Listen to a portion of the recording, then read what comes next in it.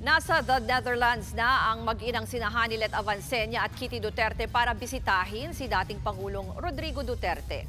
Pasado alas 12 ng tanghali kahapon, oras sa Netherlands, nang makalapag sila sa The Hague. Nagparehistro muna sila sa ICC Detention Facility tsaka bumati sa mga taga-suporta ng dating Pangulo. Inaasahan ng mag-ina na bukas, March 28, sa mismong 80th birthday ng dating Pangulo ay mapagbibigyan na silang mabisita ito. May birthday wish naman ang kanyang bunsong anak na si Kitty. Health and unta, mukaon na gyud siya sa ilang pagkaon dira sa sulod, di na maginahigulon. Mga kapatid, ako po si Ruth Cabal. Maging maalam at may pakialam sa mga may init at rumaratsadang balita sa Frontline Express. Para maging updated sa balitaan, mag-subscribe lang sa social media pages ng News 5.